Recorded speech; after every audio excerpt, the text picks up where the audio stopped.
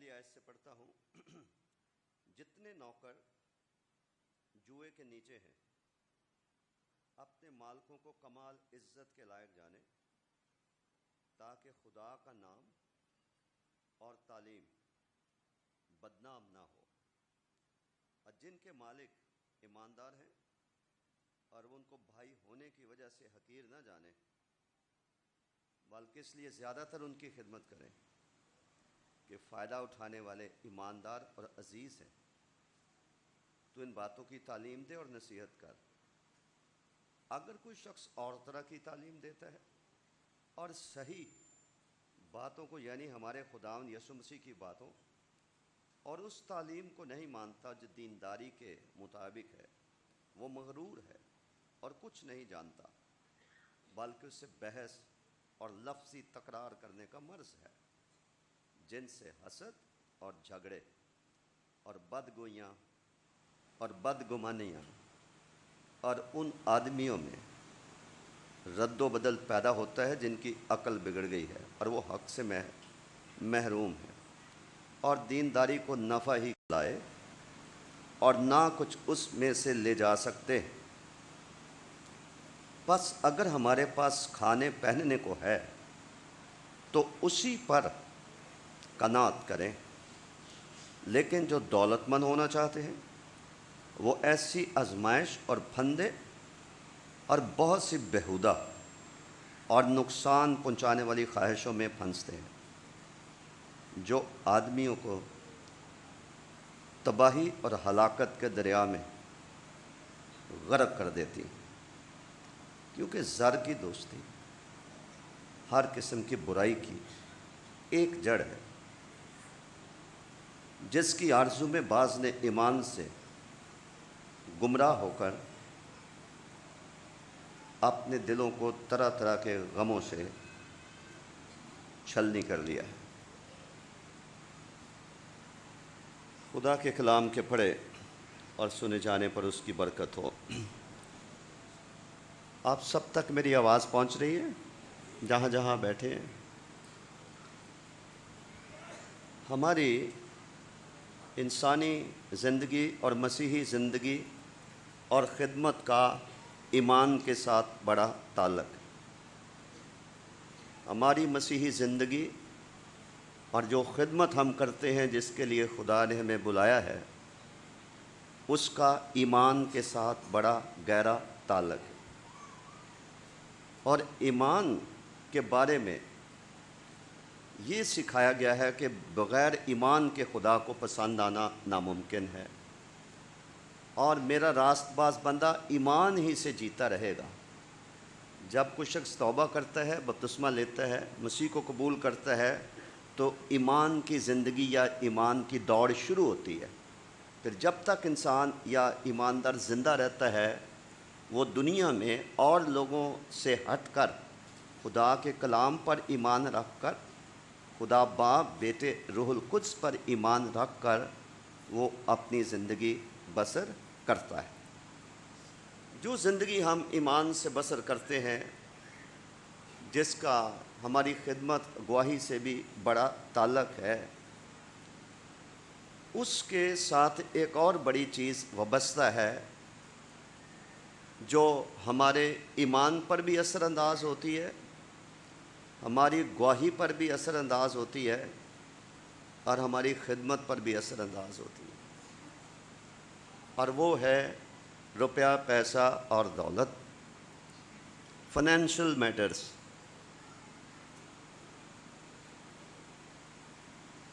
کبھی کبھی ہم کلیسیا میں گیت زبور گاتے تو ہیں، لیکن ہم عادت کے طور پر گا جاتے ہیں، بہت کم ہم ان پر غور بھی کرتے ہیں۔ ابھی ہم گا رہے تھے کہ مجھے دنیا کی دولت سے کیا واسطہ ہے، تو میں نہیں یہ گاتا کیونکہ دنیا کی دولت سے ہمارا واسطہ ہے، یہ ہماری روحانیت پر اثر انداز ہوتی ہے۔ اس کے کئی مسائل ہیں جس میں ہم الجھے رہتے ہیں۔ اس کے ساتھ ہمارا واسطہ ہر صورت پڑھنا ہے۔ امثال کی کتاب کے 19 باب کی 4 آیت میں لکھا ہے کہ دولت بہت سے دوست پیدا کرتی ہے۔ آپ کے پاس پیسہ نہیں ہے تو شاید آپ کا کوئی دوست بھی نہ ہو۔ تو دولت بہت سے دوست پیدا کرتی ہے۔ اور پھر سلیمان بادشاہ نے روپے پیسے کے بارے میں اس کی ایک آبزرویشن ہے، اس کا ایک اندازہ ہے جو اس نے روپے پیسے کے بارے میں لگایا، جس کا ذکر ہمیں وائز کی کتاب کے 10ویں باب کی 19 آیت میں ملتا ہے۔ اور وہ وہاں کیا لکھا ہے؟ وہاں لکھا ہے کہ روپے سے سب مقصد پورے ہو جاتے ہیں۔ اگر روپے سے سب مقصد پورے ہو جاتے ہیں، مان لیا کہ یہ بات خدا نے نہیں کہی، سلیمان نے کہی ہے۔ ہم جانتے ہیں کہ روپے سے سب مقصد پورے نہیں ہوتے، یہ سلیمان بادشاہ کی زندگی کا تجربہ تھا، لیکن ہم اس سے بھی انکار نہیں کر سکتے کہ زندگی کے بہت سارے مقاصد پورے کرنے کے لیے روپیہ پیسہ چاہیے۔ چرچ کے اندر ہدیہ کیوں اٹھایا جاتا ہے؟ کیا یہ خدا تک منی آرڈر کیا جاتا ہے؟ چرچ میں پیسے کی ضرورت ہے۔ ملاکی نبی کے صحیفے میں لکھا ہوا ہے پوری دہ یکی ذخیرہ خانہ میں، یعنی خدا کے گھر میں لاؤ۔ تو اسی لیے ہم اپنا روحانی فرض سمجھتے ہوئے ہم اپنی دہ یکی، اپنے ہدیہ جات ہم خدا کے گھر میں ڈالتے ہیں، کیونکہ خدا کے گھر کی اور خدمت کی ضروریات اور خادموں کی ضروریات آپ کے رضاکارانہ ہدیہ جات کے وسیلے سے پوری ہوتی ہیں۔ یہ خدا کا الہی انتظام ہے کہ دائیں میں چلتے ہوئے بیل کا منہ نہ باندھنا۔ دولت بہت سے دوست بھی پیدا کرتی ہے، اور دولت یا روپے سے سب کام ہو جاتے ہیں، اور خصوصاً پاکستان میں۔ اب اگر ہم کہیں کہ ہمارا دولت کے ساتھ کوئی واسطہ نہیں ہے، ہمیں دولت کے ساتھ سے کوئی خطرہ نہیں ہے، یہ دولت خدا کی برکت بھی ہے۔ اور دولت کو سلیمان بادشاہ نے وائز کی کتاب کے 5ویں باب میں دولت کے بارے میں اس نے کچھ کہا ہے جس کو خدا نے حکمت دی تھی، وہ پڑھنا ہمارے لیے بہت ضروری ہے۔ آپ میرے ساتھ نکالیے وائز کی کتاب، اس کا 5واں باب، Ecclesiastes chapter 5 commencing from verse 10 onward to verse 17۔ وائز کی کتاب 5واں باب 10ویں آیت سے شروع کر کے 17ویں آیت تک لکھا ہے، زر دوست روپیہ سے اسودہ نہ ہوگا، اور دولت چاہنے والا اس کے بڑھنے سے سیر نہ ہوگا۔ یہ بھی بطلان ہے۔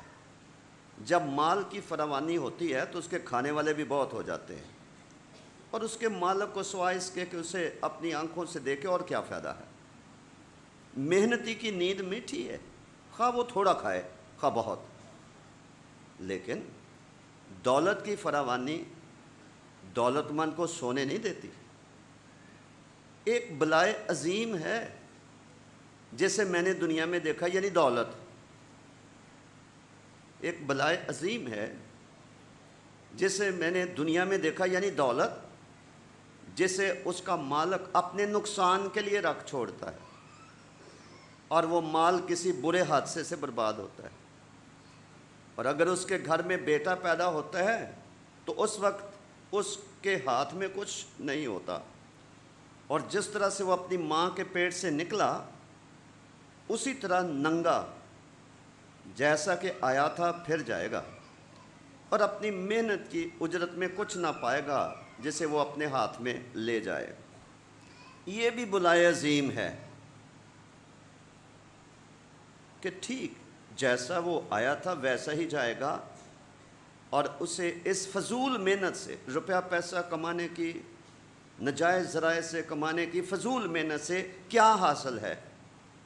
وہ عمر بھر بے چینی میں کھاتا ہے اور اس کی دکھداری، تکلیف دہ زندگی بسر کرنا، بے چینی میں کھاتا ہے اور اس کی دکھداری اور بیزاری اور خفگی، ناراضگیاں، غصہ اور خفگی کی انتہا نہیں۔ کس کی وجہ سے؟ دولت جو بلائے عظیم ہے۔ اب یہ یاد رہے کہ ہمارا خدا برکت کا خدا ہے، برکت دینے والا خدا ہے۔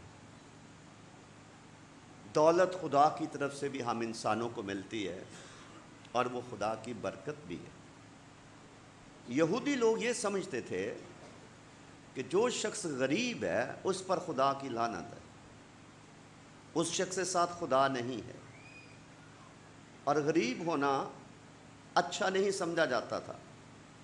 جس کے پاس مال ہے، روپیہ پیسہ ہے، چیزیں ہیں، تو لوگ یہ سمجھتے تھے کہ خدا کی حمایت، اس کی ڈیوائن فیور اس آدمی کو حاصل ہے، خدا کی برکت اس آدمی کے پاس ہے۔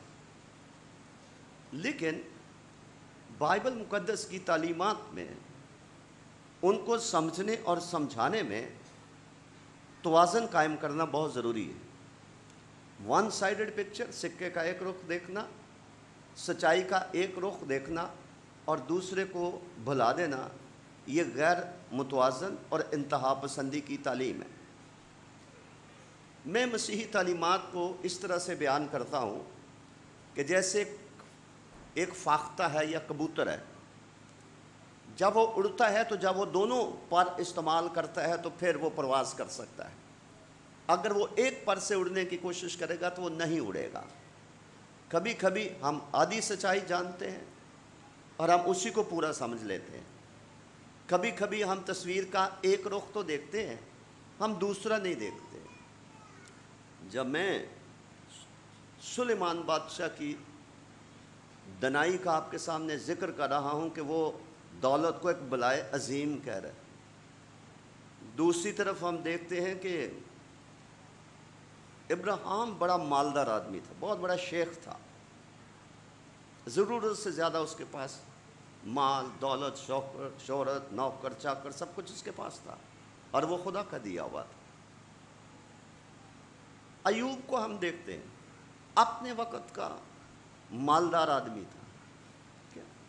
تو دولت کا ایک رخ یہ ہے کہ مال و دولت خدا کی برکت ہے، خدا انسانوں کو دیتا ہے، صادقوں کو۔ لکھا ہے کہ اس کے گھر میں مال و دولت کی کمی نہیں ہوگی، زبور میں لکھا ہے۔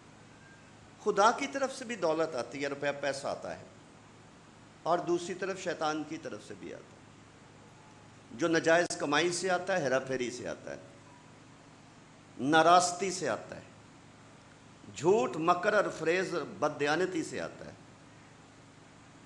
اور لالچ سے آتا ہے، ظلم سے آتا ہے، چھین لینے، ڈاکہ زنی سے آتا ہے، جھوٹ بول کر کہیں سے فائدہ اٹھا لینا، اس سے آتا ہے۔ وہ خدا کی برکت نہیں ہوتی ہے۔ اب یہاں پر جو آج صبح ہمارے سامنے سوال ہے، وہ دولت اچھی ہے یا بری ہے، وہ سوال نہیں ہے۔ سوال ہمارے سامنے یہ ہے کہ جو دولت مند بننے کی خواہش رکھتا ہے، خدا کی طرف سے جو کچھ خدا ہمیں دیتا ہے اس کو لینا، اس کو فروتنی سے، شکر گزاری سے استعمال کرنا خدا کے جلال کا باعث بنتا ہے۔ لیکن جو خدا کا سورس ہے، جو چیز ہمیں خدا سے نہیں ملی ہے، کسی اور طرف سے مل رہی ہے، اس کے بارے میں ہمیں مطاعت ہونے کی ضرورت ہے۔ اب کئی لوگ یہ سمجھتے ہیں کہ جس شخص کے پاس دنیا کا مال ہے، ہر دنیا کی چیز ہے، تو ان سے آپ پوچھیں، وہ کہیں گے کہ خدا نے ہمیں بڑی برکت دی ہوئی ہے۔ لیکن کئی مقدسین اس بات کو بھول جاتے ہیں کہ جب خداوند یسوع مسیح کی آزمائشیں ہوئی تھیں، متی کی معرفت لکھی کہ انجیل کے 4 باب میں جن کا ذکر ہے، تو ابلیس خداوند یسوع مسیح کو ایک اونچے پہاڑ پر لے گیا تھا اور دنیا کی شان و شوکت دکھائی تھی، چیزیں دکھائی تھی، اور کہا تھا کہ ان کا اختیار میرے پاس ہے، اگر تم مجھے جھک کر سجدہ کر دے یہ سب تجھے میں دے دوں گا۔ تو ضروری نہیں کہ شان و شوکت ہمیں خدا نے دی ہو، ضروری نہیں کہ ہمارے پاس چیزیں، جائیداد، روپیہ پیسہ حلال کی کمائی کا ہو، یہ ضروری نہیں ہے۔ سورس جاننا بہت ضروری ہے۔ ہم دعا کے ذریعے چرچ میں آ کے دعا کے ذریعے بھی شفا پا سکتے ہیں، ممکن ہے کوئی کسی پیر فقیر اور جادوگر کے پاس مزار میں بھی چلا جائے اور وہاں سے بھی اولاد لینے کی کوشش کرے۔ تو سورس دیکھنا ہے، سورس کیا ہے، کہاں سے کچھ چیز ہمیں مل رہی ہے۔ خدا بھی دروازے کھولتا ہے، شیطان بھی دروازے کھولتا ہے۔ خدا بھی انسان کو دولت اور برکت دیتا ہے تو شیطان بھی دیتا ہے، اس لیے لوگ اس کے پیچھے لگتے ہیں۔ اگر اس سے کسی کو کوئی فائدہ نہ ہو تو شیطان کے پیچھے کون جائے گا؟ تو اس لیے خدا کے کلام کو توازن سے سمجھنا، پوری سچائی کو سمجھنا کہ خدا کیا فرماتا ہے۔ ایک طرف لکھا کہ محنتی کا ہاتھ انسان کو دولت مند بناتا ہے، محنت سے انسان دولت مند ہو سکتا ہے، کوئی حرج کی بات نہیں ہے۔ دوسری طرف لکھا ہے کہ میں نے دولت کا ایک بلا دیکھا ہے، اور نہ صرف بلا کے طور پر، یہ بلائے عظیم ہے۔ کل میں اس بات پر غور کر رہا تھا کہ خداوند یسوع مسیح نے کہا کہ تم خدا اور دولت، کیا لکھا ہے آگے؟ تم خدا اور دولت، کیا لکھا آگے؟ دونوں کی کیا لفظ لکھا ہے؟ خدمت۔ تم خدا اور دولت دونوں کی خدمت۔ اس کا مطلب ہے ایک طرف خدا اور دوسری طرف دوسرا خدا جو دولت کے روپ میں ہے۔ کرنتھس کی کلیسیا کو خط لکھتے ہوئے پولس نے کہا دنیا میں بتیرے خدا ہیں، بتیرے خدا اپنے آپ کو کہلاتے ہیں اور معبود ہیں، موجود ہیں، یعنی ایک سے زیادہ خدا دنیا میں موجود ہیں، لیکن حقیقی خدا، سچا خدا، کائنات اور انسان کا خالق خدا ایک ہی ہے۔ اور بزرگ پالوس نے کہا کہ دوسرے لوگ کئی چیزوں کو خدا سمجھتے ہیں، پوجتے ہیں ان کو، ہمارے لیے صرف ایک ہی خدا ہے جس نے آسمان اور زمین کو خلق کیا اور ہم انسانوں کو خلق کیا۔ تو ہم بہت سارے خداؤں کو نہیں مانتے، نہیں پوجتے۔ آج صبح یہ سیکھیے کہ دولت بھی بہت سارے انسانوں کے لیے نہ جانتے ہوئے بھی وہ ایک خدا کی حیثیت اختیار کر دیتے، ایک بت کی حیثیت، ایک معبود کی حیثیت اختیار کر جاتی ہے۔ یہ کسی آدمی کی تھیوری، اس کی تفسیر یا اس کی سوچ نہیں ہے، سادہ الفاظ میں خداوند یسوع مسیح کی زبان مبارک سے یہ بات کہی گئی ہے اور دولت کے پیار کے پس منظر میں کہی گئی ہے۔ جب یہ کہا گیا کہ اپنا مال زمین پر جمع مت کرو جہاں کیڑا لگتا اور زنگ خراب کرتا ہے، اپنا مال آسمان پر جمع کرو۔ جب یہ لکھا کہ کوئی نوکر دو مالکوں کی خدمت، یا تو ایک سے محبت رکھے گا اور دوسرے سے نفرت یا عداوت، وہاں پر بھی دولت کو مالک کی صورت میں پیش کیا گیا۔ خدا مالک ہے ہمارا، جسے ہم لارڈ کہتے ہیں یا خداوند کہتے ہیں، اس کا مطلب آقا اور مالک۔ خدا بھی مالک ہے، اور کئی انسان دھوکے میں زندگی بسر کر رہے ہیں جس میں ایماندار بھی شامل ہیں، وہ دولت بھی ان کا مالک ہے۔ اور مسیح یہ کہہ رہے ہیں کہ کوئی نوکر، ہم سارے کے سارے نوکروں کی طرح ہیں، کوئی نوکر دو مالکوں کی خدمت نہیں کر سکتا، کہ وہ خدا کی بھی کر لے اور وہ دولت کی بھی کر لے، وہ بھی مالک ہے، وہ بھی مالک ہے۔ چونکہ شیطان ہمیں فریب دیتا ہے، اس لیے ہمیں کبھی لگا ہی نہیں کہ دولت بھی ایک بت ہو سکتا ہے جسے ہم پوج رہے ہیں، یا پوجنے کی کم از کم آزمائش میں پڑھ سکتے ہیں۔ ہمیں وہ سمجھ ہی نہیں آنے دیتا کہ لاشعوری طور پر نہ جانتے ہوئے بھی ہم زندہ خدا کو چھوڑ کر کسی اور طرف ہمارا رخ ہے، دھیان ہے۔ اسی پس منظر میں خداوند یسوع مسیح نے کہا کہ جہاں تیرا مال ہے وہاں تیرا دل لگا رہے گا۔ اگر خدا ہمارا مال ہے، خدا کو ہم کہتے ہیں نہ سونا مانگوں نہ چاندی مانگوں، مجھے تیری حضوری چاہیے، مجھے تیری نزدیکی اور قربت چاہیے، میں تجھے پا لینا چاہتا ہوں، تو میری میراث ہو جا، ہر چیز سے قیمتی تو ہے، کیونکہ میں نے تیرے کلام میں پڑھا کہ اپنے سارے دل، اپنی ساری جان، اپنی ساری عقل اور اپنی ساری طاقت سے خداوند اپنے خدا سے محبت رکھ۔ تو ہماری محبت خدا کے ساتھ ہے اور ہونی چاہیے۔ دوسری طرف دولت، جس سے سلیمان بادشاہ یہ کہتا ہے کہ دولت سے سارے کام ہو جاتے ہیں، دولت سے مختلف قسم کی خواہشات پوری ہو جاتی ہیں، اچھی خواہشات بھی پوری ہوتی ہیں اور بری بھی ہوتی ہیں۔ اب اس دولت کے بارے میں ہم نے بیج بونے والے کی تمثیل تو بہت دفعہ بچپن سے پڑھی ہوگی کہ ایک بیج بونے والا بیج بونے کے لیے نکلا تھا، لیکن ہم نے کبھی دولت کس طرح سے ہماری روحانی زندگی کا ستیہ ناش کرتی ہے، شاید کبھی ہم نے اس پر غور نہ کیا ہو۔ آج کھولیے متی کی انجیل کا 13واں باب۔ متی رسول کی معرفت لکھی گئی ہمارے خداوند یسوع مسیح کی انجیل، اور اس کا 13واں باب نکالیے۔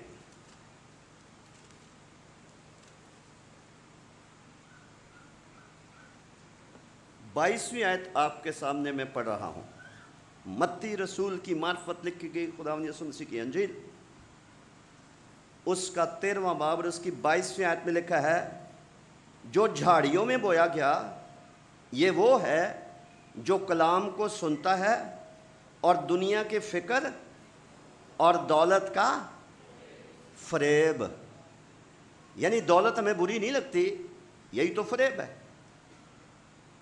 اور دولت کی دوستی یعنی زر کی دوستی ہمیں بری نہیں لگتی، یہی فریب ہے۔ دولت نجائز ذرائع سے حاصل کی گئی دولت ایک بلائے عظیم ہے، وہ ہمیں بلا لگتی نہیں ہے، وہ ہمیں ایک پیاری چیز، قیمتی چیز لگتی ہے۔ تو لکھا ہے کہ جو جھاڑیوں میں بویا گیا تھا یہ وہ ہے جو کلام کو سنتا اور دنیا کے فکر اور دولت کا فریب اس کلام کو دبا دیتا ہے اور وہ بے پھل۔ بائبل میں دولت کے پیار کے جتنے برے نتائج لکھے ہوئے ہیں، ابھی کچھ کام ذکر ابھی کریں گے، لیکن ان میں سے ایک جس کا ہم خدمت کرنے والوں اور ایمانداروں کے ساتھ بڑا تعلق ہے، وہ یہ ہے کہ زر کی دوستی، روپے پیسے سے پیار اگر سب سے زیادہ ہمیں نقصان پہنچا سکتا ہے تو یہ ہماری روحانی ترقی میں اور پھلدار خدمت میں بہت بڑی رکاوٹ ہے۔ جو جھاڑیوں میں گرا، جھاڑیوں کا روحانی مطلب ہے خواہشات، اور خصوصاً بری خواہشات جو روپے پیسے سے پوری ہوتی ہیں۔ جھاڑیوں میں وہ بیج گرا، جھاڑیوں نے بڑھ کر تو اسے دبا لیا اور بڑھنے ہی نہیں دیا۔ کسی بھی ایماندار کے لیے یہ سنجیدہ اور لمحہ فکریہ ہے کہ میں اور آپ کم از کم 40 ایئرز ہم خدا کے ساتھ چلتے رہیں اور ہماری روحانی زندگی میں کوئی ترقی نہ ہو، نہ کوئی روح القدس کی نعمت ہمارے پاس ہو، نہ ہماری کوئی گواہی طاقتور ہو جو لوگوں کو مقناطیس کی طرح خدا کی طرف کھینچے۔ اور نہ ہی ہمارے بدن سے خدا کا جلال ظاہر ہو رہا ہو، 10 20 30 40 50 سال تک مسیح کی پیروی کرتے رہنا، چرچز آنا، چندے ڈالنا، باتیں کرنا، there is no growth. جب کچھ چیز بڑھتی ہے وہ خود نظر آ جاتی. آپ کے سامنے یہ مصنوعی پودے، آرٹیفیشل پلانٹس پڑے ہوئے ہیں. آپ 10 سال بھی اس چرچ میں آئیں گے، انہوں نے اتنا ہی رہنا. اگر کوئی نیچرل پودا لگایا جائے گا تو ہو سکتا ہے بڑھ کے گیلری تک اس کی شاخیں پہنچ جائیں، اور اس کو بتانے کی ضرورت نہیں کہ دیکھو میں سال میں اتنا بڑھ گیا ہوں. ہم میں سارے خود ہی دیکھ لے گا. پولس رسول نے تیتس کو خط لکھا، تموتیس کو خطوط لکھے اور کہا تیری ترقی سب پر ظاہر ہو جائے. جب ترقی ہوتی ہے، گروتھ ہوتی ہے، تو وہ بھانپ لی جاتی ہے. لوگ اس کی طرف متوجہ ہوتے ہیں. ہم میں سے ہر ایک کا دل زمین کی طرح ہے، کھیت کی طرح، اور خدا کا کلام بیج کی طرح ہے جو ہمارے دلوں میں بویا جاتا ہے. بیج بھی ایک ہے، بونے والا بھی ایک ہے، لیکن زمین 4 قسم کی ہے. ایک ہے راہ کے کنارے کی، ایک پتھریلی زمین ہے، ایک جھاڑیوں والی زمین ہے، اور ایک اچھی زمین ہے. لیکن ہمارا واسطہ جھاڑیوں والی زمین کے ساتھ، کہ کچھ بیج بوتے بوتے جھاڑیوں میں جا گرا، اور جھاڑیاں بڑی ہیں، بیج نہیں بڑا. میں کبھی کبھی خدا کے سامنے روتا ہوں کہ دنیا کے لوگ ہم سے کئی معاملات میں آگے نکل چکے ہیں. جھاڑیاں ہم سے زیادہ بڑھ گئی ہیں، اور ہم خدا پرستی کا اقرار کرنے والے اور خدا کی اور مسیح کی پیروی کرنے کا دعویٰ کرنے والے بہت ساری باتوں میں ہم پیچھے رہ گئے. ایجوکیشن لے لیں، نوکریاں لے لیں. بچے محنت نہیں کریں گے، اچھے نمبر لے کے پاس نہیں ہوں گے تو نوکری کہاں سے ان کو ملنی. پاکستان میں مختلف کمیونٹیز کا کبھی آپ جائزہ لیں، دنیا کہاں سے کہاں تک پہنچ گئی ہے. تو جھاڑیاں بڑھ گئی ہیں، اور انہوں نے بڑھ کر، بیج اچھا تھا، بونے والا بھی اچھا تھا، لیکن جھاڑیوں نے بڑھ کر اس کو دبا لیا ہے تو بڑھنے نہیں دیا ہے. میں یہ کہتا ہوں، ہر سال جب 31 دسمبر کو یہاں دعا کرتے اور اگلے دن ہم نئے سال کا آغاز کرتے ہیں، ہر سال ہمیں خداوند نے اور کچھ نہیں، میں جذبات میں تعلیم نہیں دیتا، ہر سال خداوند میں اور کچھ نہیں تو ایک سٹیپ ہی ہم بڑھے، ایک قدم ہی ہم بڑھے. اگلے سال ایک اور ہم بڑھے، اگلے سال ایک اور ہم بڑھیں. سال ہر سال ایک قدم ہی بھی اگر روحانی طور پر ہم خداوند میں بڑھیں گے تو کتنا ہم آگے بڑھ جائیں گے. دور سے کوئی ہمیں پیچھے سے دیکھے گا اور وہ کہے گا کہ بھلے یہ شخص کچھوے کی چال ہی چلا ہے، آہستہ آہستہ خداوند میں، اس کے عرفان میں، اس کی پہچان میں، اس کی خدمت میں اس قدر اس کی پیروی میں بڑھ گیا ہے کہ ہم سے وہ آگے دور تک نکل گیا ہے. اگر ہم وہیں کھڑے ہیں جیسے ہم روحانی جمود کہتے ہیں، کوئی ترقی ظاہر نہیں ہو رہی، تو اس کا کوئی ایک سبب نہیں ہے، مختلف اسباب ہیں. ان مختلف اسباب میں سے ایک سبب روپیہ، پیسہ ہے، جس سے خواہشات پوری ہوتی ہیں. یہ وہ جھاڑیاں ہیں جو مجبوریاں بن کر آپ کو نوکری نہیں چھوڑنے دیں گی. یہ وہ مجبوریاں ہیں کہ آپ بائبل اسکول کا رخ نہیں کریں گے کیونکہ آپ نے دیکھنا ہے وہاں سے کیا ملے گا. یہ وہ دباؤ ہے جھاڑیوں کا کہ اگر میں نے کوئی باہر کوئی نوکری کی تو شاید مجھے کوئی 6 گنا 10 گنا زیادہ کوئی سیلری مل جائے، چرچ نے مجھے کیا دینا.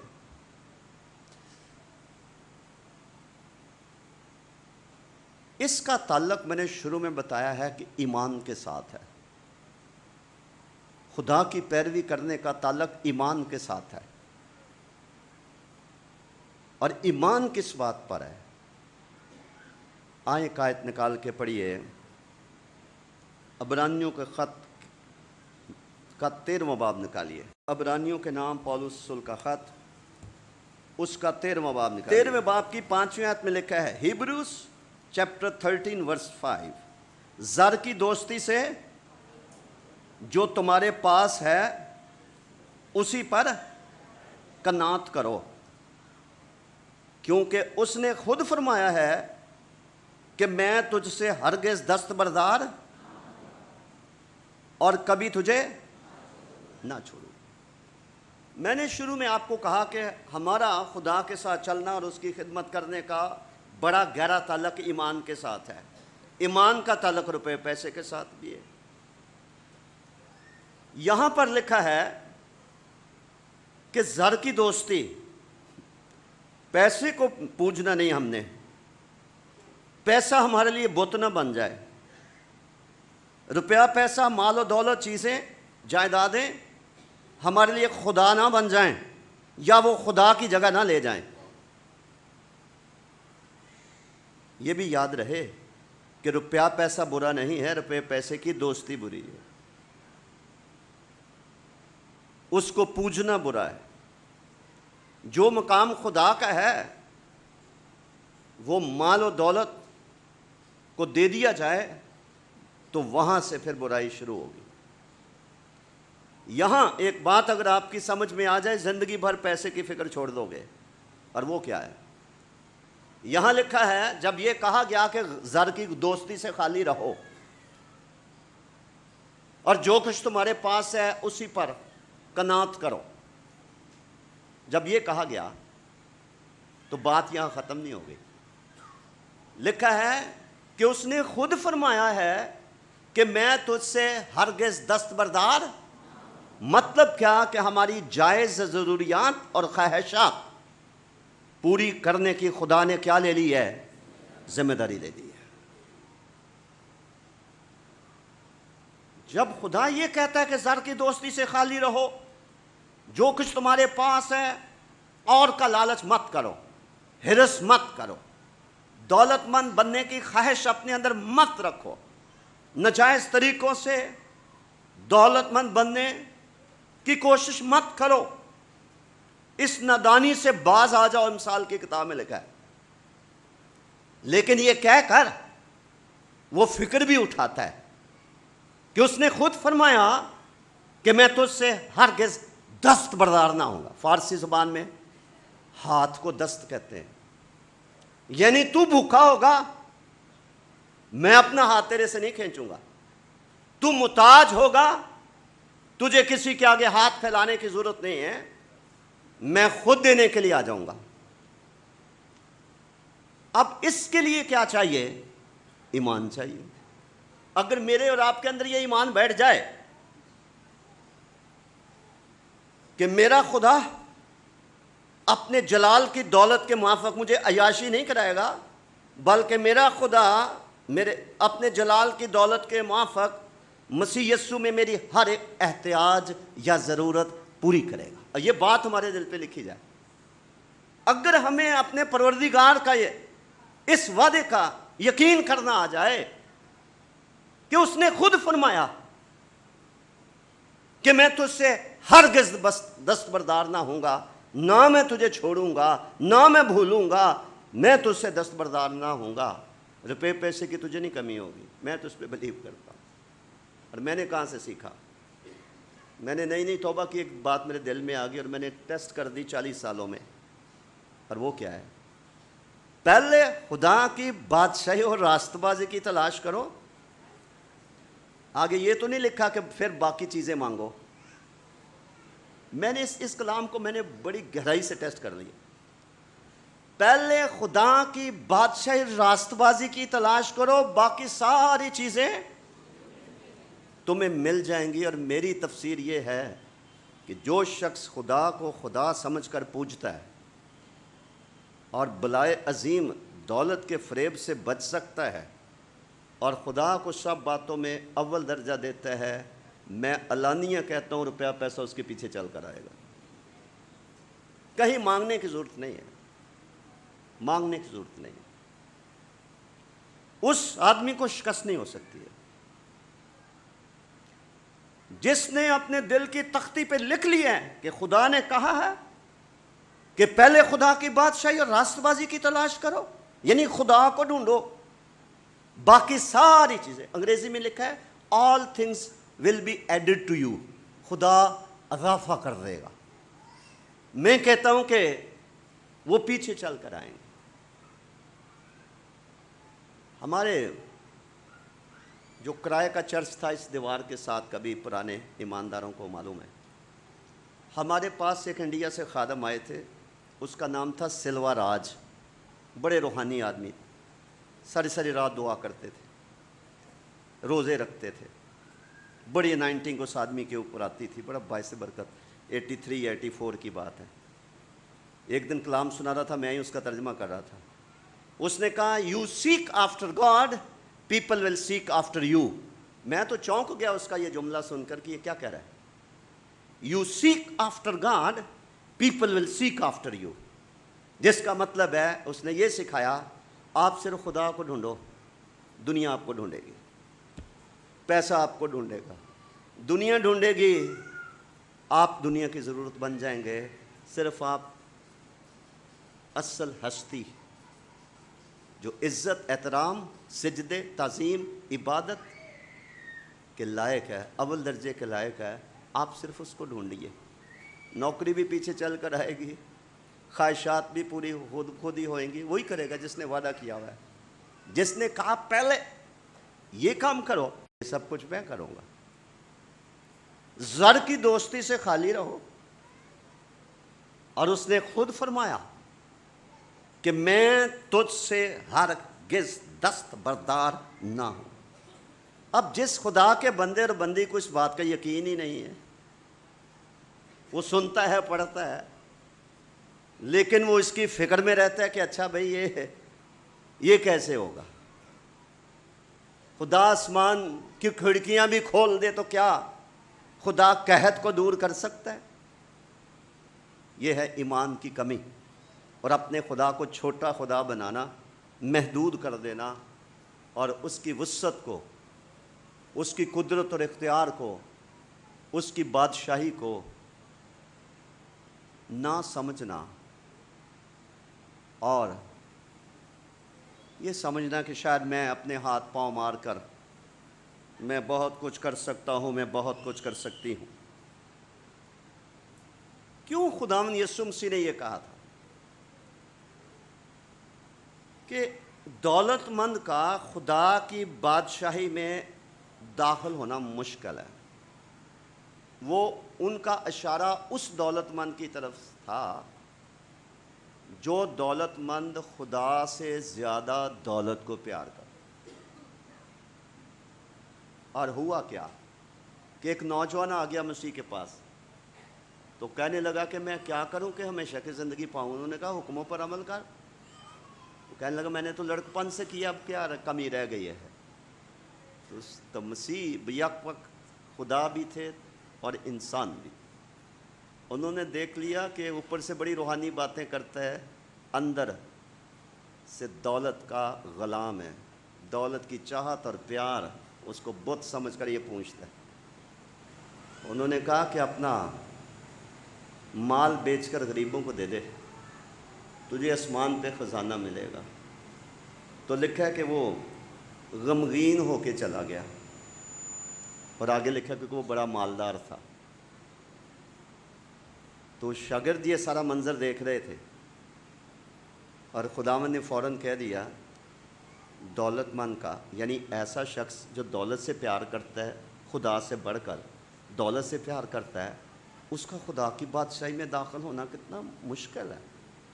ابھی انہوں نے جملہ ختم ہی نہیں کیا تو اس بات کو اور واضح کرنے کے لیے انہوں نے کہہ دیا کہ سوئی کے ناکے میں سے اونٹ کا گزرنا آسان ہے، علامتی زبان ہے، سمبولک لینگویج استعمال ہوئی ہے، کہ دولت مند خدا کی بادشاہی میں داخل ہو جائے وہ زیادہ آسان ہے، اس کا داخل ہونا مشکل ہے۔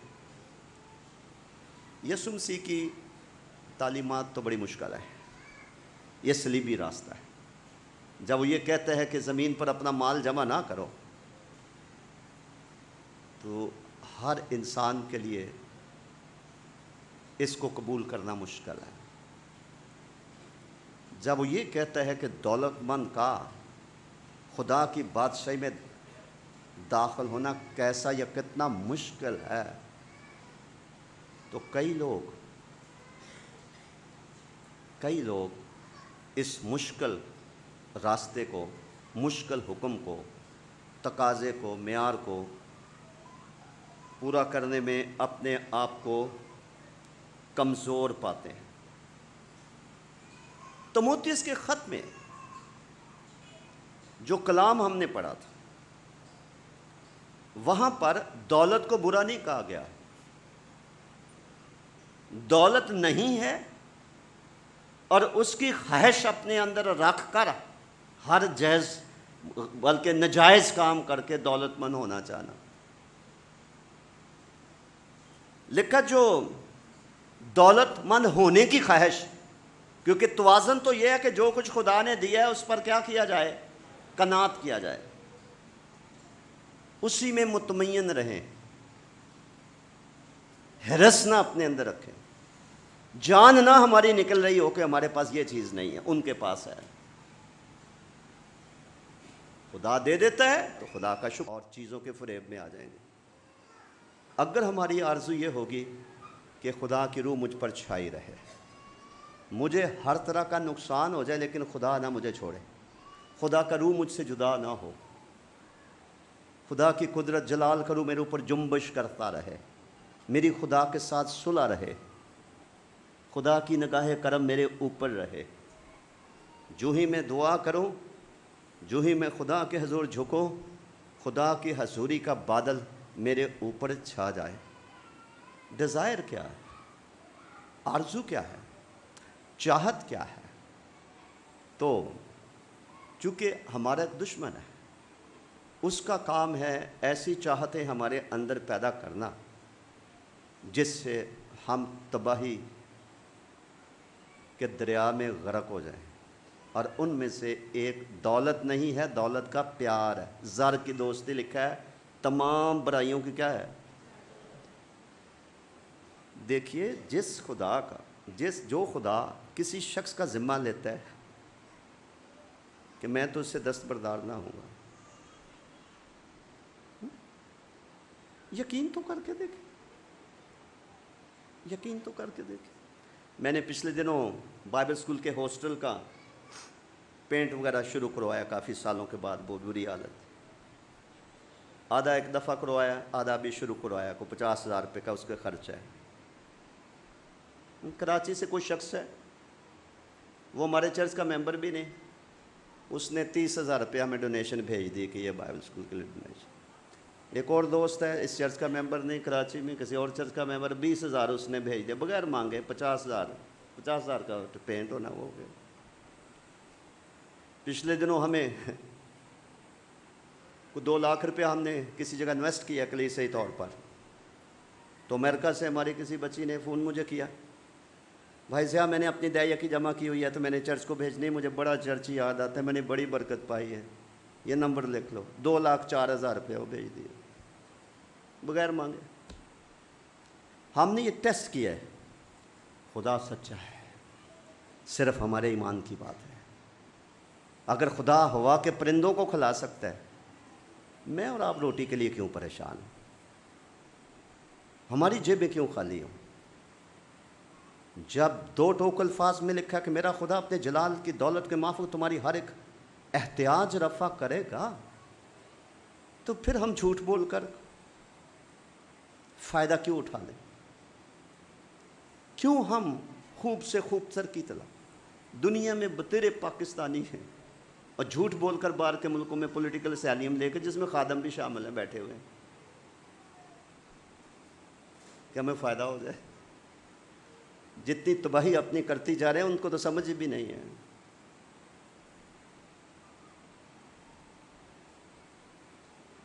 کسی خدا پرست شخص کے اندر خدا سے بڑھ کر دولت کا پیار نہیں ہونا چاہیے۔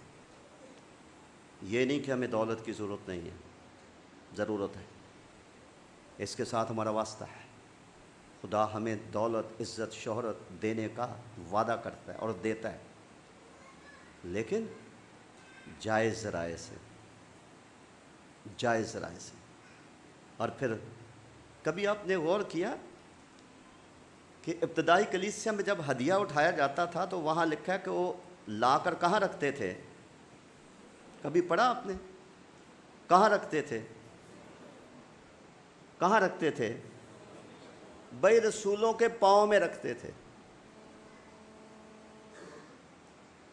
جس کا مطلب یہ ہے کہ رسولوں نے کبھی بھی دولت کو سر پہ تاج بنا کر نہیں سجایا، پاؤں میں رکھتے تھے، اس لیے کہ ان کے اندر دولت کا پیار نہیں تھا۔ دولت خدا کی طرف سے ایک نکرانی ہونی چاہیے ہماری نظر میں، وہ ہمارے پاؤں میں ہو، وہ ہمیں سرو کرے، وہ ملکہ نہ بن جائے، وہ حاکم نہ بن جائے، وہ ہمیں خدا سے دور نہ لے جائے، ایمان سے گمراہ نہ کر دے، اس کی آرزو میں ہم طرح طرح کے غموں سے اپنے دلوں کو چھلنی نہ کر لیں۔ کتنی شادیاں برباد ہو گئی ہیں صرف دولت کی وجہ سے، کتنے گھروں میں دولت مند لڑکیوں کو دیکھ کر تو ان کے ساتھ شادیاں کی گئی ہیں اور بعد میں فراڈ کیا گیا، اور والدین نے قانونی طور پر ہر چیز سوئی تک نہیں چھوڑی، سب جہیز واپس کرو۔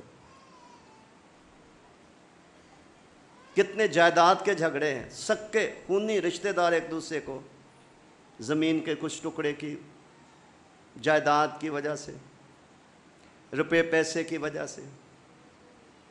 کتنی بیویاں ہیں شوہر کو اپنی کسی بیوہ بہن کی مدد نہیں کرنے دیتی تو شوہر چوری کرتا ہے کیونکہ اس کو پتہ یہ نہیں کرنے دے گی۔ کتنے شوہر ایسے ہیں جو بیوی کی جیب میں 1 روپیہ بھی نہیں، اس کو پاکٹ منی بھی نہیں انہوں نے دینی، وہ ہر چیز کے لیے محتاج ہے کہ انہوں نے ابو آؤ گے تو پھر وہ چائے بڑھیں گی۔ سب ایسے نہیں ہیں، لیکن بڑے بڑے فنکار ہیں کلیسیا میں بھی، یاد رکھو، اور سب نے آسمان پہ نہیں جانا، وہی جائے گا جو خدا کی مرضی پر چلتا ہے، اور خدا کی مرضی بائبل میں لکھی ہوئی ہے۔ زر کی دوستی سے ہمیں بچنا ہے۔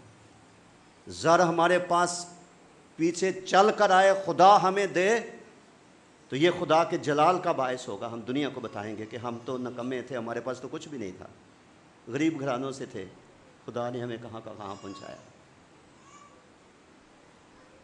آج آپ کو ایک کتاب متعارف کروائی گئی ہے ڈاکٹر ینگے چو کی،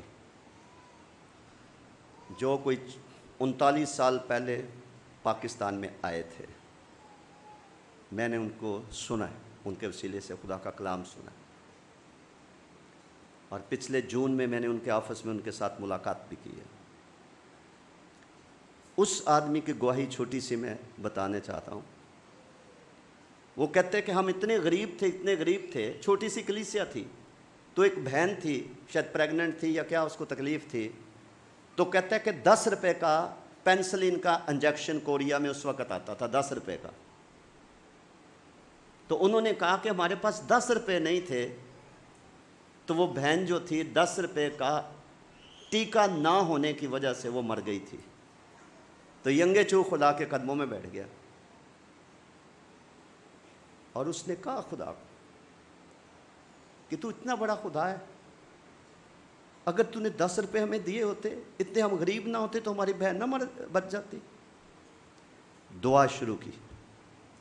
آج کوریا کے عام ممبروں کی فیکٹریاں ہیں، بڑے بڑے مالدار ہیں، اور ساری دنیا کو بتاتے ہیں کہ ہم بت پرست لوگ تھے، اتنے غریب تھے کہ ہم پینسلین کا ٹیکہ خرید نہیں سکتے تھے، لیکن خدا نے ہمیں کوڑے کے ڈھیر سے اٹھا کر سرفراز کیا، دولت دینی شروع کی، برکت دینی شروع کی۔ آج دنیا میں جتنا روپیہ پیسہ مشنری کام پر، ایونجلزم پر کوریا کی کلیسیا لگاتی ہے، کوئی نہیں لگاتا۔ ہر سال 1000، غور سے سنیے، ہر سال 1000 بائبل سٹوڈنٹ دنیا میں بائبل کی ٹریننگ کرتا ہے۔ 1000 سٹوڈنٹ کی فیسیں کلیسیا دیتی ہے۔ ہر سال 1000 تیار ہو کے آ جاتا ہے، آگے جگہ نہیں رہی، اتنے خادم کہاں پر کھپائیں مشنری کام کے لیے؟ کیوں؟ پڑھیے ان کی کتابیں، پڑھیے ان کی گواہی پڑھیں. جو لوگ خدا کے ساتھ راستے سے چلتے ہیں وہ غریب کیسے رہ سکتے؟ خدا جو کہتا ہے میں تو اس سے ہرگز دستبردار نہیں ہوں گا، خدا ایمانداروں کو دوسرے ایمانداروں کے لیے استعمال کرتا ہے. خدا مقدسین کو دوسروں کے لیے استعمال کرتا ہے. جن کو خدا نے زیادہ دیا ہے وہ دوسروں کی مدد کرتے ہیں، ان کو کرنی چاہیے. جو جوڑ کر یہ بھی ایک بڑی لعنت لکھی بائبل میں کہ بہت سارے لوگ ہیں اچھا کھانا نہیں کھائیں گے، اچھے کپڑے نہیں پہنیں گے، جوڑ کر جمع کر کے کل کو وہ بینک میں چھوڑ جائیں گے، خود مر جائیں گے. Enjoy the life the Lord has given you. اوپر لگاؤ، اپنے اوپر پیسہ لگاؤ جو خدا نے دیا ہے، جوڑنے کے لیے نہیں دیا ہے، اوپر لگائیے. زندگی کے دن اچھے گزاریے. خدا ہمیں لطف اٹھانے کے لیے لکھا ہے، ہر چیز افراد سے دیتا ہے، وہ دستبردار نہیں ہوتا ہے. اور کبھی ایسی دولت کو ہاتھ نہ لگائیں جس سے ہمارے گھر میں بربادی شروع ہو جائے. حرام کی کمائی، رشوت اور کسی طرح کی ایسی کمائی جو ہماری نہیں. کئی سال پہلے ایک آدمی میرے پاس آیا، آج کل وہ خادم ہے. مجھے کہنے لگا کہ میں نے آپ کو کسی گھر لے کے جانا ہے. میں نے کہا کیوں، کیا ہوا ہے؟ کہنے لگے ہمارے ایک رشتہ دار ہے، بڑا رشوت بڑی لیتا ہے. تو میں اس کو کلام سناتا ہوں تو وہ مجھے تو آگے سے مذاق کرتا ہے، تو میں تو اس کو قائل نہیں کر سکا. تو وہ کسی مسلح افواج میں سے کسی میں تھا وہ شخص. تو میں نے اس کو کہا یار تو نہیں قائل کر سکا تو میں اس کو کیسے کر لوں گا؟ کہنے لگا ایک تو چلے تو صحیح آپ میرے ساتھ. گیا میں، گفتگو شروع ہوئی. اس کی بیوی جو تھی وہ کم از کم کچھ 4 گنا زیادہ پیسے کماتی تھی. اس کی تنخواہ جو تھی کچھ 4 حصے زیادہ تھی اپنے شوہر سے. تو وہ کسی ایسے ادارے میں کام کرتا تھا جس میں اس کو کسی مسلح افواج کے وہ میس کا انچارج. تو وہ کیا کرتا تھا کہ اگر بڑا گوشت پکایا، بھینس کا گوشت پکوا دیا تو ادھر لکھ دیا کہ مٹن پکوایا ہے، بل وہ ڈال دیے، تو سارا عملہ آپس میں پیسے بانٹتا تھا. تو جو بیوی تھی وہ بڑی خدا پرست تھی اور وہ 4 گنا زیادہ اس سے پیسے کماتی تھی. تو گھر میں لڑائی بڑی رہتی تھی. وہ کہتی تھی تو حرام کی کمائی لاتا ہے، میں نہیں چاہتی میرے بچوں پر یہ لگے، میں خود اتنا کماتی ہوں، تو آپ یہ رشوت نہ لیا جائے. تو وہ اس کے ساتھ لڑتا تھا کہ تو کیسی عورت ہے، گھر میں پیسہ آتا ہے تو اس کو ٹھکراتی ہے. وہ کہتی ہے یہ پیسہ مجھے نہیں چاہیے، خدا تو مجھے اتنا، وہ اب نام نہیں لیتا، پہچان نہیں لائے، بڑے کسی ادارے میں کام کرتی تھی. تو وہ جھگڑا کرتے تھے. اوپر سے وہ بندہ مجھے لے گیا، گفتگو ہم نے شروع کی. تو ایسے بس بیٹھے بیٹھے گھر کے اندر خداوند کا پاک روح چھا گیا وہاں پہ. تو میں نے اس کو کلام کا حصہ لوکا کی انجیل میں سے میں نے کہا اگر آپ چاہیں تو تھوڑا سا کلام پہ غور کریں. ہاں جی بھائی جی تسی آئے ہو کرو. میں نے لوکا کی انجیل کھولی تو میں نے بتایا کہ کئی لوگ تھے جن میں پولیس والے تھے اور جس میں محصول لینے والے تھے. وہ آئے تھے یوحنا بپتسمہ دینے والے کے پاس. تو انہوں نے کہا کہ اگر ہم توبہ کریں، بپتسمہ لیں، تو پھر ہمیں کیا کیا چھوڑنا پڑے گا، کیا کرنا پڑے گا؟ تو اس نے ان کو سپاہیوں کو کہا تھا کہ آپ نے کسی پر ظلم نہیں کرنا. پولیس کے بارے میں یہ کہا جاتا ہے نا، وہ مار کے منوا لیتے ہیں. تو اگر آپ نے توبہ کرنی ہے تو اس کے بعد آپ کسی پہ ظلم نہیں کر سکتے. پھر آگے محصول لینے والے، جو آج کا کسٹم کا محکمہ ہے، محصول لینے والے، تو ان کو کہا کہ جو کچھ تمہارے لیے مقرر ہے اس سے زیادہ، یعنی رشوت نہیں لینی. اور آگے لکھا اپنی تنخواہ پر. اچھا وہ کسی سے قائل نہیں ہوتا تھا، ایسا کو خدا کا کرنا ہے.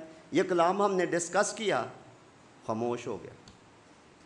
ہم نے کہا تو ہماری بہن کے ساتھ لڑتا ہے، یہ کمائی لا کے تو یہ خدا کا کلام منع کرتا ہے. ہنس پڑا، بولا کچھ نہیں.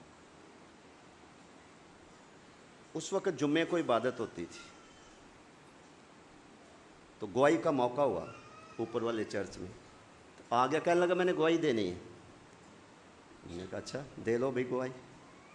गवाही उसने क्या दी, उसने सारा वाक़या बताया कि मैं रोज़ कितनी रिश्वत लेके आता था, उनको को 15-20 हज़ार रुपया जो था ना वो बचता था डेली, तो जितना अमला था ना वो आपस में 2-2, 2.5-2, 3-3 हज़ार तकसीम करता था। जिस बंदे को 2-2.5 हज़ार तनख्वाह के अलावा रोज़ मिल जाए वो।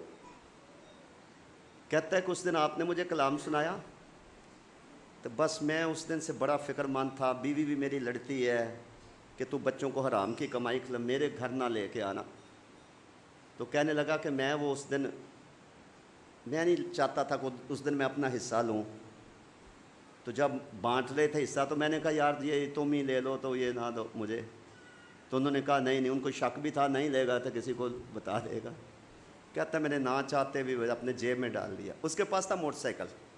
कहता मैं सिविक सेंटर के पास आ रहा था मोटरसाइकिल पर, मेरे ऊपर इतना खुदा का खौफ छा गया कि तुझे मेरे खादम ने बताया भी है कि ये हराम की कमाई नाजायज़ है। और कहता इतना खौफ छाया, मैं मोटरसाइकिल पे आते मैंने अपने जेब से पैसे निकाल के तो मैंने रोड पे फेंक दिए। फिर उसने तौबा की, बपतिस्मा लिया। बड़े साल अब किसी और शहर में जा चुके हैं काफ़ी सालों से। जब तक मैं और आप गुनाह को गुनाह नहीं समझते, पाकिस्तान इतना अच्छा मुल्क है, इसकी जड़ें खोखली हो रही हैं रिश्वत की वजह से, बदअनवानी, झूठ और फरेब, पैसे की दौड़। जैसे मैंने आपको कहा कि मुझे दुनिया की दौलत से क्या वास्ता, नहीं वास्ता है, ये तो दिन रात वास्ता है। आजमाइशें दिन रात आपके सामने हैं। परसों में किसी अखबार में एक आर्टिकल पढ़ रहा था, किसी बंदे को 10 के 15 करोड़ रुपए की रिश्वत पेश हुई। उसने कहा नो, हमारे माँ बाप ने ये सिखाया ही नहीं। मेरी कई लोगों से मुलाकात हुई है जो ऐसे लाखों रुपए ऐसे कमा सकते हैं, वो कहते नहीं, हमारे अब्बू ने कहा बेटा नाजायज़ कमाई नहीं घर आनी चाहिए, लानत आती है, इसके साथ ही लानत आती है। बहनों भाइयों, हम इंसान हैं, हम इस मुआशरे में रहते हैं, हमारा वास्ता इंसानों के साथ है, और इंसानों के साथ वास्ते में रुपए पैसे का बड़ा दखल है। अपनी पोशाक की हमें हिफाजत करनी है, अपने दिल की हमें हिफाजत करनी है, ज़र की दोस्ती से हमने खाली रहना है। मेहनत करें। पाकिस्तान में लोग 5-5 से 10-10 लाख रुपया भी महीने की तनख्वाह ले रहे हैं पाकिस्तान में, तो सारे रिश्वत से थोड़ी ले रहे हैं। मेरे कई क्रिश्चियन कई ऐसे वाकम 3 लाख 5 लाख 3 लाख 5 लाख मेरे कई जानने वाले वो सैलरी लेते हैं। क्यों? दे वर्कड हार्ड, मेहनत की है, रातों को जागे हैं, फिर वो मुकाम हासिल किया। खुदा की मदद से मेहनत करने की तौफीक मिलती है। सादका थोड़ा माल भी उस शरीर के बहुत बड़ी दौलत और ख़जाने से बेहतर है। अगर आपके पास सेहत है, आपके अंदर सुकून है, आपके अंदर इत्मीनान है, आपके अंदर खुदा की बख्शी हुई रूह कुद्स के वसीले से खुशी है, तो आपकी जेब में दमड़ी भी नहीं होएगी, तो आपके अंदर ये बात ज़हन में बैठी होएगी कि मेरे खुदा ने कहा था कि मैं तुझसे हरगिज़ दस्तबरदार। हमारी एक बहन है, किसी खादम की बीवी, तो उसको हमने मिल मिलाकर सिंगापुर भेज दिया किसी औरतों की ट्रेनिंग के सिलसिले में। तो अफ्रीका से एक औरत, वो भी वहाँ पर थी उस सेमिनार में, तो वो बार बार हमारी एक बहन के पास आए, उसको कहे सिस्टर क्या टाइम हुआ है, क्या टाइम हुआ है। तो 4-5 दिन की कॉन्फ्रेंस थी, तो वो ब्लैक औरत नाइजेरियन थी या कैसी, तो वो उसको पूछे क्या टाइम हुआ है, तो बार बार आके पूछे, तो वो जो पास्टर की बीवी थी, तो उसने भांप लिया कि इसके पास घड़ी नहीं है, जो ये बार बार आके कहती है। ایسی خدا نے پاسٹر کی بیوی کے دل میں ڈالا، اس نے کہا سسٹر آپ کے پاس گھڑی نہیں ہے؟ تو آگے سے وہ مسکرا دی کہ میرے پاس گھڑی نہیں ہے، افریقہ سے آئی تھی غریب ملک سے. اس نے اپنی گھڑی اتار کے اس کو دے دی کہ آپ یہ پہن لیں. تو اس نے خوشی سے لے لی، اس نے کہا تھینک یو، اور اس کو کہنے لگی کہ میں دعا کرنا چاہتی آپ کے لیے. تو اس نے دعا کی، کہنے لگی کہ خداوند اس بہن کے وسیلے سے تو نے مجھے گھڑی دی ہے، اور اب میں تیرے حضور دعا کرتی ہوں کہ تو ایک سے بڑھ کر اس کو گھڑیاں دے، اس کی ضرورت تو پوری کر. اور رسمی دعا کر کے چلی گئی. ہمارے کچھ سنگاپورین مشنری دوست ہیں، انہیں کہا گیا کہ ہمارے ایک پاسٹر کی بیوی آئی ہوئی ہے اپنا سنگاپور میں، تو تھوڑی سی اس کی خدمت کرے. تو وہ ہمارے دوست جو ہے وہ آگے ہوٹل میں، انہوں نے کہا کہ آپ پاکستان سے آئے ہیں؟ انہوں نے کہا ہم تجھے سیر کروانے کے لیے جانا چاہتے ہیں، تجھے تھوڑی شاپنگ کروانی ہے. تو ہمارے پاسٹر کی بیوی کو لے گئے، جا کے ہوٹل میں اچھا کھانا کھلایا، کسی شاپنگ مال میں لے گئے، جو جو چیز آپ کو پسند ہے وہ لے لیں. تو ایک پتہ نہیں کیوں واچ ہے کہ کیا، بڑی سنگاپور کی ایک بڑی مشہور واچ ہوتی ہے، جو بھی جانتا ہے سنگاپور وہ لے کے آتا ہے، مجھے اس کا نام بھول گیا. تو 2 گھڑیاں بھی انہوں نے، ان کو کیا پتہ تھا، انہوں نے 2 گھڑیاں بھی دے دی، اور ساتھ انہوں نے کسی لفافے میں سنگاپور کے کوئی $400-500 بھی ڈال کے کہ sister we want to bless you. تو وہ جب پاکستان آئی تو پھر اس نے ہمیں بتایا، یہ سٹوری ہمیں بتائی. تو ہم نے کہا بھی خدا کا کلام ایسی تھوڑی لکھا ہے، دیا کرو تمہیں بھی دیا جائے. تو جب ہم خدا کے کلام کا یقین کرتے ہیں، خدا کس کے ذریعے سے پورا کرے گا؟ خدا آسمان پر سے کہاں چھوٹا سا سراغ کرے گا، یعنی کس فیملی، کس پرسن کے وسیلے سے آپ کی ضرورت پوری کرے گا؟ میں نے بیواؤں کی، بیٹیوں کی شادیاں ہوتی دیکھی ہیں جن کے پاس دمڑی نہیں ہے، لیکن بیوہ کے ساتھ ایسے قیمتی خدا نے وعدے کیے ہوئے ہیں. کسی کے دل میں خدا نے ڈال دیا، کوئی واشنگ مشین لے کے آ جاتا ہے، کوئی سلائی مشین، کوئی کہتا ہے کھانے کا خرچہ ہم دیں گے. اوپر خدا تخت نشین ہے جس نے زبان دی ہوئی ہے کہ میں تو اس سے ہرگز دستبردار. اس کے لیے کیا چاہیے؟ ایمان چاہیے. Trust God, trust God. کوے بچوں کے ہاتھوں سے روٹی چھین کے بھاگ جاتے ہیں نا، تو جو خدا کووں کے ذریعے سے کھلاتا ہے وہ بھی نہیں کھلائے گا. کیوں؟ اگر ہمیں اپنی ورتھ کا پتہ ہو. لکھا ہے تمہاری قدر تو ہوا کے پرندوں سے، ان کو دیکھو نہ بوتے ہیں نہ کاٹتے ہیں، تو بھی تمہارا آسمانی باپ. جنگلی سوسن کو دیکھو، ان پھولوں کو دیکھو، یہ گھاس کی طرح اگتے ہیں پھر مرجھا جاتے ہیں. خدا ان کو اتنے خوبصورت لباس پہناتا ہے. آگے کیا لکھا ہے؟ آئے کام میں تکا دو، ایمان ہی نہیں، تمہیں کیوں نہیں پہنا ہے؟ تو کتنے ہمارے کام جو جن کا روپے پیسے کے ساتھ تعلق ہے وہ ایمان کی کمی کے ساتھ جڑے ہوئے ہیں، اور وہ ہمیں گناہ کی طرف، غلط راستوں کی طرف لے جاتے ہیں. سو آئیں ہم اپنے سروں کو خداوند کی حضوری میں جھکائیں. میں ذاتی طور پر یہ چاہتا ہوں کہ ہم دعا کریں کہ خدا غربت دور کرے، ہمارے بچے پراسپر ہوں، جہاں ہم بوئیں وہی اگے. ہمیں خدا ایمان کی دولت سے ایسا مالا مال کر دے کہ ہم خدا کا یقین کر سکیں. خدا کرتا ہے اور کسی ایک کے لیے نہیں کرتا. اس کے کوئی سوتیلے بیٹے بیٹیاں نہیں ہیں. جو خدا ہمیں یکساں محبت کرنے کا درس دیتا ہے وہ خود یکساں محبت کرتا بھی ہے. خدا اپنے کلام کو پورا کرنے کے لیے بیدار رہتا ہے. آج آئے ہم اپنے ایمان سے غربت کی دیوار کو گرائیں. آئیں کسی طرح کی بھی ناجائز کمائی پر غور کریں اور اس سے اپنا دامن بچائیں. محنت کر کے، خدا پر بھروسہ کر کے، خدا کا دیا ہوا لیا جائے، شکر گزاری کی جائے، بڑے کاموں کا ذکر کیا جائے کہ دیکھو خدا ہے جس نے میرے لیے کیا ہے. میں کہتا ہوں کہ اگر آج ہم خدا کی آواز سنیں، اپنے ان گناہوں سے، برائیوں سے جس سے برکات رکتی ہیں، باز آ جائیں، تو آسمان ہمارے واسطے کھل سکتا ہے۔ 84 زبور میں لکھا ہے میں راست راہ سے، سیدھا سیدھا خدا کی پیروی کرنے والے شخص سے میں راست راہ سے کوئی نعمت باز یا روک کر نہ رکھوں گا۔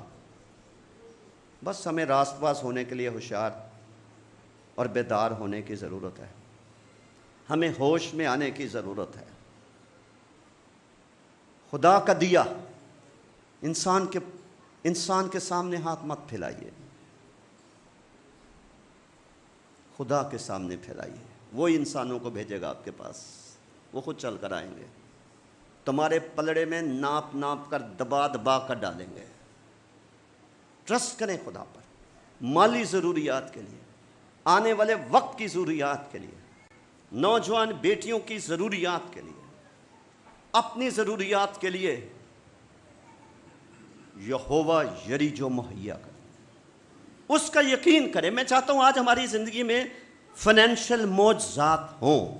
میں شاید یہ پہلی دفعہ یہ پیغام دے رہا ہوں، میں پچھلے 10 دن سے میرے پیچھے خدا کا روح لگا ہوا تھا۔ بجٹنگ کریے، فائنینشیل مینجمنٹ گھر کی درست کیجئے، فضول خرچی کو گناہ سمجھیے۔ لکھا ہے صادق قرض دیتا ہے، لیتا نہیں ہے۔ قرض بھوکے بیٹھے رہیں، قرض مت لو۔ لکھا ہے آپس کی محبت کے سوا کسی بات میں کسی کے مقروض نہ رہو۔ یہ ایک پھندا ہے، یہ ہمیں سونے نہیں دے گا، یہ فکر کے نیچے ہمیں دبائے رکھے گا۔ یعقوب کی طرح کلیسیا، یعقوب کی طرح آج کہہ دو جب تک تو مجھے برکت نہ دے گا میں نہیں تجھے چھوڑوں گی، میں تیرے وعدوں کو تھام لوں گا، میں تھام لوں گی۔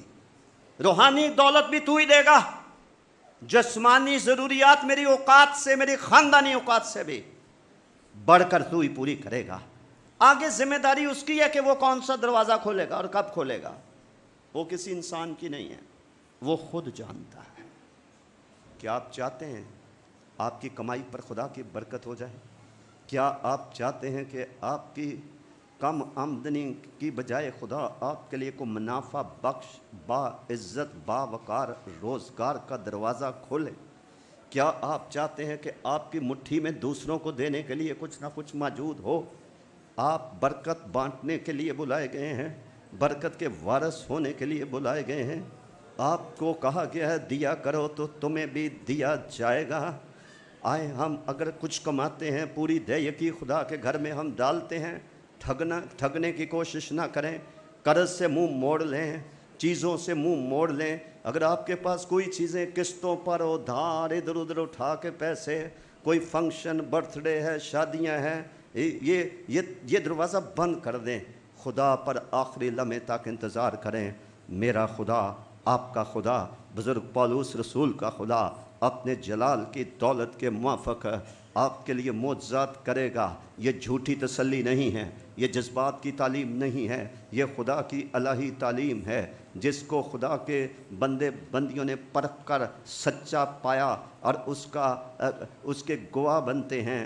آج آپ کی محتاجی دور ہو سکتی ہے، وہ ہمارے درمیان تخت نشین ہے، وہ حکم صادر کرے گا، آپ کے گھروں میں معجزات ہونے لگیں گے، وہ حکم کرے گا، آپ کے گھروں میں معجزات ہونے لگیں گے۔ یہ کلیسیا مبارک ہے، اس میں کبھی روپے پیسے کی کمی ہی نہیں آئی ہے، کبھی نہیں کمی آئی ہے۔ ضرور سے زیادہ خداوند آپ کے ہدیہ جات کے وسیلے سے اس کلیسیا کو دیتا ہے۔ اگر ادھر وہ خدا اپنا کلام پورا کر سکتا ہے تو فیملیز کے اندر خدا کیوں پورا نہیں کر سکتا ہے؟ تو جس شخص کو اقرار کرنا ہے کہ آج کے بعد دولت میرے پاؤں کی جوتی ہوگی، وہ نکرانی ہوگی، میں کبھی اس کو سر پہ سوار نہیں ہونے دوں گا، دل کے تخت پر نہیں بٹھاؤں گا، اور میں خدا پر بھروسہ کروں گا، وہی میری دولت ہے، اور مجھے اس کا ساتھ چاہیے، مجھے اس کی حمایت چاہیے، مجھے اس کی الہی مدد چاہیے، مجھے شریر لوگوں اور حرام کی کمائی نہیں چاہیے۔ میں خدا کے ہاتھ سے لوں گی، تھوڑا ہو بہت ہو، شکر گزاری سے لوں گا، اور میں اپنی اولاد کو جو نیک سیرت بن جائے گی، جو راست باز بن جائے گی، میں کبھی حرام کی کمائی نہیں کھلاؤں گی۔ میں مالی معاملات میں خدا اور انسان کے ساتھ شفافیت کے ساتھ چلوں گی۔ پھر دیکھیں آگے خدا کے کام آپ کی زندگی میں کیسے ہوتے ہیں۔ اگر آپ کو یہ نصیحت پسند ہے، اگر آپ حلیمی سے اس کلام کو قبول کرتے ہیں، آپ کی یہ ضرورت ہے، آپ چاہتے ہیں کہ آج خدا کی الہی مداخلت آپ کی زندگی میں ہو اور خدا کے معجزات آپ کی زندگی میں ہوں، تو آپ ایسے بہن بھائی اپنے قدموں پر کھڑے ہو سکتے ہیں تاکہ ہم اپنے خدا کی پوشاک کا کنارہ چھوئیں۔ ہم مالی معاملات کے لیے ہم خدا سے دعا کریں کہ مجھے دنیا سے بے داغ رکھ ہے خدا۔ یہ نہ ہو کہ دولت مجھے سونے ہی نہ دے۔